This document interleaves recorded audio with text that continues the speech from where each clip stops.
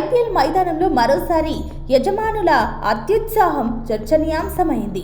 ఢిల్లీ క్యాపిటల్స్లో జరిగిన మ్యాచ్లో Lucknow super joints ఘోర పరాజయం పాలైన తర్వాత ఆ జట్టు యజమాని సంజీవ్ గోయాంకా ప్రవర్తించిన తీరు ఇప్పుడు సోషల్ మీడియాలో వైరల్గా అవుతోంది. మ్యాచ్ ముగియగానే మైదానంలోకి వచ్చిన Goenka captain Rishabh Pant, head coach Justin లాంగర్తో ఎంతో తీవ్రంగా అసహనంతో చర్చిస్తున్న దృశ్యాలు కెమెరాకు చిక్కాయి. ఓటమిపై ఆయన పబ్లిక్గా క్లాస్ పీకడం పట్ల క్రికెట్ అభిమానులు తీవ్ర అభ్యంతరం వ్యక్తం చేస్తున్నారు. సంజీవ్ గోయాంకా ఇలా బహిరంగంగా తన అసహనాన్ని ప్రదర్శించడం ఇదే మొదటిసారి కాదు. గతంలో 2024 సీజన్లో సన్ రైజర్స్ హైదరాబాద్ చేతిలో ఓటమి తర్వాత అప్పటి కెప్టెన్ కేఎల్ రాహుల్ను అందరి ముందే మందలించిన ఘటన గుర్తుంది కదా. అప్పట్లో ఆ వీడియో దేశవ్యాప్తంగా సంచలనం సృష్టించింది. ఇప్పుడు రిషబ్ పంత్ విషయంలో కూడా దాదాపు అలాంటి దృశ్యాలే పునరావృతం కావడంతో కెప్టెన్లకు కనీస గౌరవం ఇవ్వరా అంటూ నెటిజన్లు గోయాంకాను ట్రోల్ చేస్తున్నారు.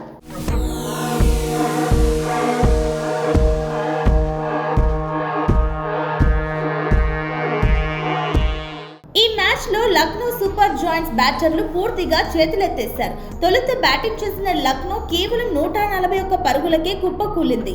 పిచ్ బౌలర్లకు సహకరిస్తున్నప్పటికీ కనీస భాగస్వాములు నిర్మించడంలో టాప్ ఆర్డర్ విఫలమైంది. 140 పరుగుల వంటి స్వల్ప లక్ష్యాన్ని డిఫెండ్ చేయడం బౌలర్లకు కత్తి మీద సాములా మారింది. లక్నో బ్యాటింగ్ ఆర్డర్లో ఉన్న లోపాలు ఈ మ్యాచ్తో మరోసారి బయటపడ్డాయి.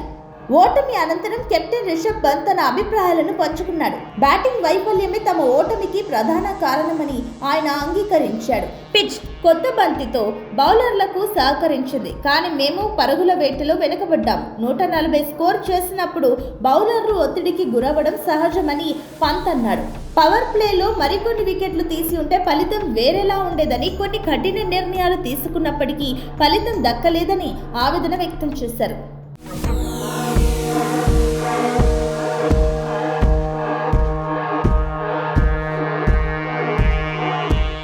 142 పరుగుల సులభమైన లక్ష్యంతో బరిలోకి దిగిన ఢిల్లీ క్యాపిటల్స్ ఎక్కడా తడబడలేదు.